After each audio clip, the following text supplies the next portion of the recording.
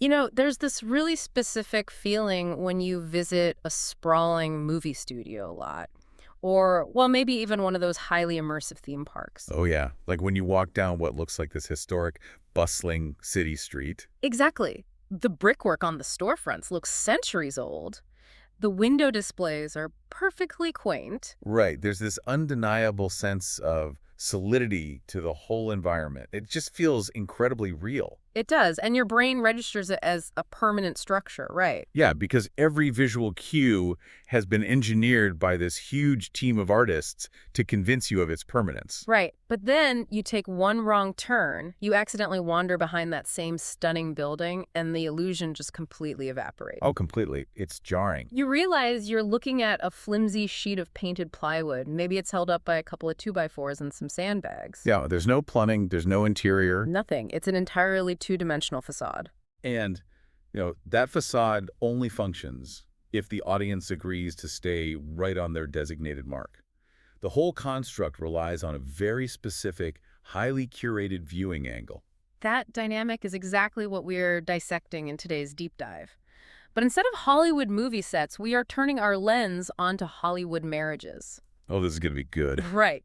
We have this incredibly revealing article from Nikki Swift on the table today titled Perfect Hollywood Relationships That Were Dark in Real Life. Which is such a fascinating read. It really is. And our mission for this deep dive is not just to sift through old celebrity gossip. That's not what we do here. No, definitely not. We are looking at 5 iconic celebrity couples to understand the actual mechanics of these illusions. We want to figure out why you, the public, so eagerly buy into the concept of relationship perfection. Right. And what the often jarring realities hidden behind those closed doors reveal about the messy nature of human connection. Exactly. So what does this all mean? I want to throw a question out to you, the listener, right at the top of this deep dive. Why does it actually hurt when our favorite celebrity couples break up? It's a great question. I mean, we don't know these people. Why do we experience this genuine sense of loss or almost personal betrayal when their painted plywood facades tip over? Well, it comes down to some deeply rooted psychological mechanisms, Mm. specifically, involving parasocial relationships. Right. Publicists, the media, and the stars themselves construct these incredibly potent narratives of the perfect match. And when you consume those narratives, you aren't just observing them. You're absorbing them. Exactly. You are internalizing them. You end up comparing the glossy, frictionless facade of a Hollywood marriage to the very real friction of your own life. Oh, 100%. The arguments over who is doing the dishes, the financial stress, the mundane exhaustions. Yeah, and it is fundamentally a losing game. You are comparing your unedited behind-the-scenes footage to a heavily edited, color-corrected highlight reel. Wow, yeah, that's perfectly put. And when their highlight reel shatters, it forces us to confront the uncomfortable reality that frictionless romance is entirely fictional. Well, let's test that theory against couples who actively use normalcy as their brand. The relatable ones. Right. The strategy here wasn't to seem untouchably glamorous. It was to sell the public on the idea that they were just like us. Right. Managing to maintain this grounded, relatable baseline despite their immense fame. And the prime example from the article is Ben Affleck and Jennifer Garner. Oh, absolutely. For a solid decade, they were positioned as the ultimate triumph of normalcy in a totally abnormal industry. They really were. I mean, they were married for 10 years. They had 3 kids together. And the overarching media narrative was that they prioritized their family over the spotlight. Yeah, the paparazzi photos were always of them at the farmer's market or doing school drop-offs, never at flashy clubs. Exactly. And in interviews, they were always ready with these glowing, deeply affectionate quotes about one another. But, I look back at that 2015 divorce announcement, and it felt like a betrayal to anyone who bought into that farmer's market narrative. Yeah, it shocked people. We were sold this breezy, grounded partnership. But Garner's interview with Vanity Fair in February 2016 paints a drastically different picture. Much darker. A much darker picture of what it actually required to be married to Ben Affleck. Her exact words in that interview are honestly haunting. Yeah, they really stick with you. She said, quote, "He is just a complicated guy. I always say when his sun shines on you, you feel it. But when the sun is shining elsewhere, it's cold. He can cast quite a shadow." We really need to look closely at the psychology embedded in that specific quote. Let's do it. Because she is describing a classic dynamic of emotional whiplash. It's a trait often associated with highly charismatic individuals. Okay, right. The sunshine she references is that overwhelming charm and intense focus that makes someone a global movie star. Being on the receiving end of that love bombing feels incredibly warm. But the shadow. Right, the crucial insight is that this warmth was directional. It wasn't ambient. Wow, directional, not ambient. Exactly. It wasn't a constant state of love. It was a spotlight that could be abruptly turned off, leaving the partner freezing in the dark. Which completely dismantles the grounded equal partnership narrative we were all sold. Completely. If you are constantly waiting to see where the sun is going to shine today, you are living in a state of high anxiety, not domestic bliss. Absolutely. And it gets even more complex, because Garner also seemingly confirmed the long-standing rumors that Affleck had cheated. Yes, she addressed that directly. She told the magazine, "Don't worry, my eyes were wide open during the marriage." Yet, she explicitly stated that his alleged affair with their nanny was not the catalyst for the divorce. That is the pivotal detail right there. The public assumes the explosive tabloid scandal, the cheating, is the root cause of the collapse. Right, that's what makes the headlines. But she is telling us that the foundation was fundamentally cracked long before the nanny entered the picture. Yeah. The split was about living in that cold shadow, not a single sensationalized event. Yeah. And despite the endless tabloid speculation that the former Daredevil and Elektra co-stars would reconcile, they never did. The fundamental incompatibility was just too deep. Too deep to fix. So moving on, we see a very different flavor of that same foundational cracking with Jon Hamm and Jennifer Westfeldt. Right. This is another fascinating case. They were together for 18 years. I mean, during the peak years of Mad Men, they were the epitome of modern, effortless, cool. The Nikki Swift article even compares them to a modern-day Goldie Hawn and Kurt Russell. Totally. They were selling the narrative that their connection was so profound and secure that they didn't even need a marriage certificate to validate it. But again, the public branding was effortless. The internal reality, however, was incredibly labored. Yeah. The article highlights two massive hidden struggles that eventually culminated in their September 2015 split. The first was a profound personal demon. Jon Hamm was quietly battling severe alcoholism for a significant portion of the relationship, Right. a struggle he finally had to address publicly by entering rehab in early 2015. Okay, let's unpack this. Because the alcoholism is a massive weight, obviously. Yes, huge. But the article points to an even deeper structural flaw in the relationship. According to U.S. Weekly sources speaking after the split, there was a relentless rift regarding their core life values. Right. The source explicitly stated, "There's always been a rift because he wanted kids and she didn't." Which is a fundamental divide. It is, yet they were incredibly skilled at maintaining the facade even while the relationship was actively ending. They really were. I mean, Hamm gave this beautiful, poignant thank you to Westfeldt in his Emmy acceptance speech that September. I remember that. Right. And they were even photographed reuniting at a New York event later that year, which of course sent the media into an absolute frenzy of reconciliation rumors. What's fascinating here is how effectively a couple can compartmentalize fundamental life incompatibilities for the sake of public consumption. It's almost scary. It is. A disagreement over whether to bring children into the world isn't a minor compromise. It is an irreconcilable difference in how two people envision their entire future. Yeah, you can't really compromise and have half a kid. Exactly. Combine that with the chaos of chronic addiction, and you have a deeply volatile environment. Yet, they could still put on a masterclass in public relations, smiling on red carpets and delivering eloquent speeches. I think we need a better way to conceptualize this, because the painted plywood metaphor from earlier doesn't quite cover the depth of it here. Okay, what do you think? It's more like a beautifully staged house on the real estate market. Oh, I like that. Right. From the curb, the landscaping is immaculate, the lighting is perfect, the furniture inside is high-end. It looks move-in ready. Exactly. But once you actually buy it and move your life into it, you discover the foundation is literally sinking into the earth, and the plumbing behind the drywall is entirely corroded. That's a great analogy. And I have to push back on a huge assumption we make as a culture. We constantly equate privacy with functionality. Yes, we absolutely do. We assume that if a couple stays out of the tabloids, their house must be in perfect order. And that is a very dangerous assumption. As we see with Hamm and Westfeldt, staying out of the spotlight doesn't mean the house is structurally sound. Right. Sometimes a high value on privacy is just the couple building a very tall, opaque fence to prevent the neighbors from seeing that the roof is caving in. Wow. Yeah. You cannot outrun a fundamental clash in core values, no matter how elegant your public demeanor is. But here is where that staged house analogy runs into a wall for me. How so? You can build a tall fence to hide an argument over having kids, or even a quiet trip to rehab, but what happens to the illusion when the crisis is too massive to hide? Ah, I see where you're going. We are talking about external trauma that the PR team simply cannot spin or conceal. Right, so you're shifting from internal incompatibilities to external undeniable life crises. This is the ultimate stress test. Exactly. And the article's most potent example of this collision between a curated image and uncontrollable reality is Michael Douglas and Catherine Zeta-Jones. We have to set the stage properly for this one because they weren't just famous. They were treated like international royalty. Oh, absolutely. Their wedding in 2000 was a multi-million-dollar spectacle.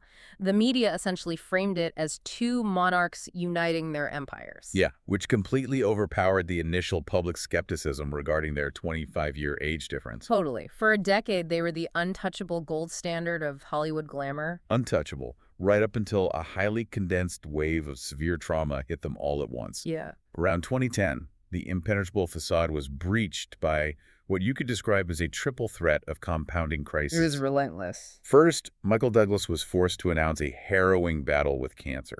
Almost simultaneously, his son Cameron, from a prior marriage, was highly visible in the news, dealing with serious felony drug charges and court battles. Yeah, you can't put a PR spin on a felony trial or chemotherapy. Exactly. You just can't. And the psychological toll of those two massive events triggered the third crisis. Which was so heartbreaking. It was. The following year, in 2011, it became public knowledge that Catherine Zeta-Jones was entering a rehabilitation facility to manage an ongoing battle with bipolar II disorder. And the article notes she had to return for further treatment in 2013. Right. When you stack those up, a life-threatening physical illness, a highly publicized family legal disaster, and severe chronic mental health struggles. It's overwhelming. It is an almost unimaginable amount of pressure to place on the structural integrity of a marriage. The sheer weight of that reality shattered the illusion of the effortless royal couple. The combined unrelenting stress led to a formal separation in the summer of 2013. Right. But their inclusion in this specific list is unique, because the story doesn't end with a permanent fracture. They actually managed to navigate through the debris and reconcile. They did. In a 2016 interview with AARP magazine, Douglas reflected on surviving that period. He stated, quote, "I think we're both mellower and wiser. That comes naturally with time. We count our blessings." They managed to rebuild after the storm hit. But I want to contrast that with a couple who built their entire public identity on a totally different premise. Okay. Amy Poehler and Will Arnett. Oh, yeah. They weren't selling royal glamour, they were selling joy. Pure joy. During their 10-year marriage, they were the undisputed king and queen of Hollywood comedy. If they were on a red carpet, they were doing a bit. They were always so funny together. They made the public smile just by standing next to each other. Which is exactly why their 2012 separation felt so jarring to the audience. It really was. The public genuinely mourned the end of that marriage because it felt like a loss of communal joy. And Poehler remained incredibly tight-lipped about it for 2 years. She did. She finally addressed the emotional fallout in her 2014 memoir, Yes, Please. And the way she writes about it is completely devoid of a punchline. Completely. She wrote, quote, "Getting a divorce really sucks.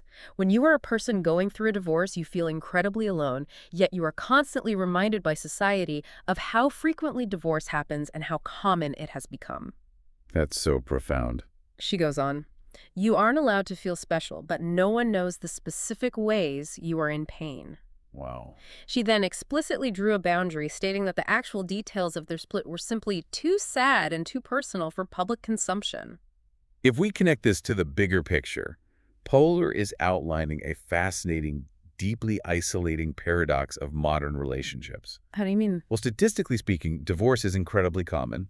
Society uses that statistic to minimize the event, offering platitudes like, it happens to half of all marriages, you'll be fine. Right. People say that all the time. But when you are the individual inside the collapsing marriage, Yeah.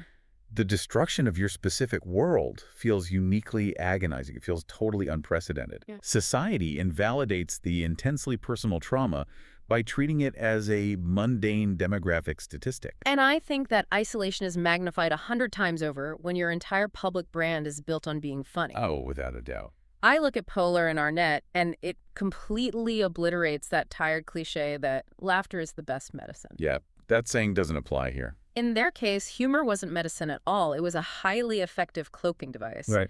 Think of it like a bridge. The fairy tale wedding is just the ribbon-cutting ceremony. But the true test of the relationship is whether the bridge can survive the hurricane of illness, mental health struggles, and legal troubles. They used comedy as a defensive armor to deflect invasive questions and hide realities that were, in her own words, too sad. It creates a psychological trap. If your societal value is tied to your ability to generate laughter and lightness, you essentially strip yourself of the permission to be publicly devastated. That sounds exhausting. It is. You are trapped inside your own comedic avatar, forced to suffer in total isolation because your pain contradicts your brand. Wow. So we've dissected the slow decay of internal incompatibility with Affleck and Ham. Right. We've looked at the crushing weight of external trauma with Douglas and the isolating trap of a comedic brand with Poehler. But I want to pivot to the most violent destruction of a facade imaginable. This one is intense. What happens when the illusion isn't worn down by time or stress, but is actively blown up overnight by a betrayal? This is where we examine the complete instantaneous shattering of the image, perfectly illustrated by Ashton Kutcher and Demi Moore. We have to remember how intensely the public scrutinized them from the very beginning. Oh, the media was obsessed. There was a 15-year age gap. They met when Kutcher was essentially a 25-year-old kid. Yeah, on paper, the pairing felt incredibly random. Very random. And the initial public reaction was highly skeptical. Yet they executed one of the most successful PR pivots in modern celebrity history. They were early adopters of social media, using platforms like Twitter to pioneer a new, highly intimate form of celebrity PR. They were tweeting photos from bed, right? Exactly. They bypassed the tabloids and broadcast their affection directly to the public.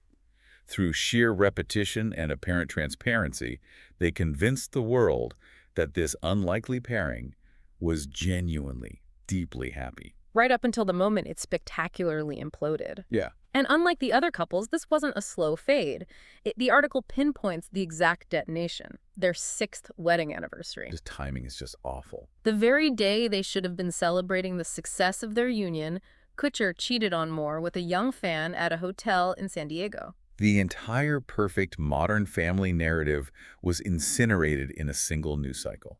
They officially broke up just weeks after the scandal broke. Yeah. This raises an important question about how the media, and by extension the public, processes a highly publicized betrayal to finalize a narrative. Right. When a split is that explosive, the nuance is immediately stripped away. The media rushes in to assign rigid archetypes to make the story easily digestible. Here's where it gets really interesting to me. I want to look at our complicity in this. Why did we so desperately want to believe in this random match in the first place? That's a fair point. To me, Kutcher and Moore always felt like watching a grand stage illusion, like a magician sawing someone in half. Okay, I see that. Logically, your brain knows the person isn't being cut in two. You know there are wires and trapdoors. Of course. But we actively choose to ignore the wires because believing in the magic is so much more intoxicating than acknowledging the boring, mechanical reality. Yes, the fantasy is more fun. We wanted the young hotshot and the established superstar to work because it felt like a rebellion against the cynical, predictable rules of Hollywood romance. And when the magic trick fails, the audience demands a new narrative to replace the old one. Yeah. The article details the stark contrast in how they were portrayed post-split. The media painted Kutcher as the resilient one. He quickly moved on, marrying his former That 70s Show co-star Mila Kunis. Right. He seamlessly transitions into a brand new, pristine family narrative. It's exactly. Conversely, the media branded Moore as the tragic collateral damage. The enduring narrative, as noted in the piece, became that she remained single and had entirely given up on love. It's an incredibly brutal, reductive dichotomy. It really is. We cast one as the victorious survivor who gets a fresh start and permanently brand the other as the broken loser of the breakup. Yeah. We refuse to sit with the messy, uncomfortable reality that two complex humans just spectacularly failed each other. So instead, we help build a brand new painted plywood facade for Kutcher's next relationship, and the cycle starts all over again. Precisely. We crave the illusion of perfection so much that we will continuously rebuild the sets, no matter how many times we see the 2x4s behind them. Which brings us entirely back to you, the listener. We have covered some intense psychological territory today, pulling the curtain back on these 5 iconic relationships. We really have. So the next time you are lying in bed, doom scrolling through social media, and you feel that highly specific, sharp pang of envy over a friend's glowing anniversary post or a celebrity's flawless vacation photos, I want you to actively pause. Yes. Remember Jennifer Garner's description of the freezing shadow that existed right alongside the brilliant sunshine? Right. Remember Amy Poehler's profound, isolating private pain that was operating directly behind years of joyful red carpet laughter? Yeah. And remember the crushing real-life stress test that Michael Douglas and Catherine Zeta-Jones had to survive beneath their untouchable royal image? The plywood always looks flawless from the designated viewing angle, but it is fundamentally not a home you can actually live in. No, it's not. And as we wrap up, I want to leave you with a completely different framework to ponder. We spend our entire lives talking about relationship perfection as the ultimate goal. Right, it's what we're all told to want. But what if striving for a perfect relationship is actually the very mechanism that makes a relationship so incredibly fragile? Could it be that the intense societal expectation to be perfect is the ultimate relationship killer because it creates an environment where couples are terrified to admit they need help until the foundation has already completely collapsed? It is exponentially harder to ask a professional for the tools to fix your corroding plumbing when you have spent the last 10 years dedicating all your energy to convincing the neighborhood that you live in an indestructible mansion. You trap yourself in your own illusion. Don't fall for the facade, and more importantly, don't build one yourself. Keep your eyes wide open.